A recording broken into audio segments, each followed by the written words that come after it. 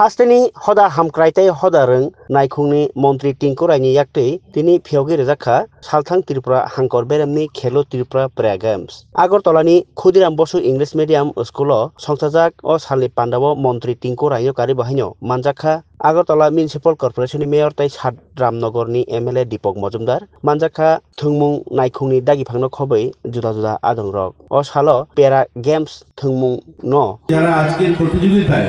যারা জয়ী হবে তারা আগামী দিন 18 এবং 19 তারিখ আস্তাবল ময়দানে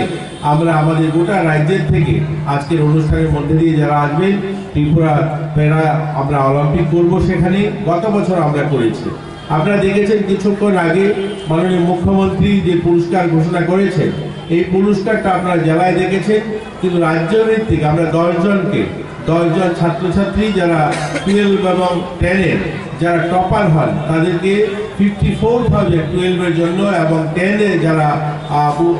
হাইয়েস্ট মার্ক অর্জন করেন এই ধরনের তাদেরকে জন্য 24,000 রুপিস আমরা তাদেরকে সম্মানিত করি এবং তাদের হাতে তুলে দেওয়া হয় গত বছর আমরা 10 জনকে সেই আমাদের যে প্যারা গেমস হয়েছিল সেখানে আমরা দিয়েছি এবারও 9 জনের নাম এসে এডুকেশন দপ্তর থেকে ইতিমধ্যে 9 জনের নাম জমা করেছে আমরা তাদেরকে 54,000 টাকা তাদেরকে 54,000 টাকা এক একজনকে আপনারা জানলে খুশি হবেন শিক্ষা দপ্তরে আমরা এটা দিব্যাঙ্গ ভাইদের জন্য বললাম বন্ধুদের জন্য কিন্তু শিক্ষা দপ্তরে এটা প্রথমবার হয়েছে ক্লাস 10 এবং 12 যারা কলেজ করবে তাদের জন্য প্রত্যেক মাসে 5,000 টাকা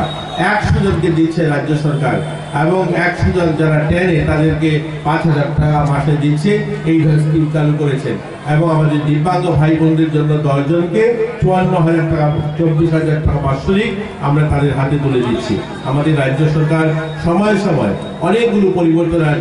এনেছে ইতিমধ্যে দিব্যাঙ্গদের জন্য রাজ্যে নতুন পলিসি আমরা দিব্যাঙ্গ পলিসি আমরা অলরেডি ক্যাবিনেট মঞ্জুরি দিয়েছে আমরা সেটা হয়তো সম্ভব হলে আমরা যেদিন প্যারা গেম হবে সেদিন মাননীয় মুখ্যমন্ত্রী হাত দিয়ে সেটাকেও ইমপ্লিমেন্ট করব আমরা চাই আমাদের দিব্যাঙ্গ ভাই বোনেরা সম্মানের সঙ্গে প্রত্যেকটা জায়গায় তাদের অধিকার যেন সুনিশ্চিত হয় এই পলিসিতে যখন লাগু হবে ওই পলিসির মাধ্যমে তাদের অফিস আদালতে প্রত্যেকটা জায়গায় তারা যেন কোনো অবস্থাতেই সেখানে লাঞ্ছিত না হয় তাদের অধিকার যেন সুনিশ্চিত হয় তার জন্য রাজ্য সরকার তাদের পলিসি নিয়ে এসেছে আমরা চাই আমাদের রাজ্যের দিব্যাঙ্গ ভাই বোনেরা সম্মানের সঙ্গে মাথা উঁচু করে বাঁচুক আর সেটা দেখেছে আমাদের এডিএম সাহেবা বলেছেন এবার প্যারা অলিম্পিকের কথা আমরা অলিম্পিক যখন হয়েছে অলিম্পিকে যত মেডেল জিতেছি তার থেকে বেশি কিন্তু প্যারা অলিম্পিকে জিতেছি আর প্যারা অলিম্পিক আমাদের মাথা উঁচু করে দিয়েছে গোটা বিশ্বের দরবারে আপনারা জানেন শীতল দেবী একটা বাচ্চা মেয়ে তার জন্ম হয় দুটো হাতবিহীন অবস্থা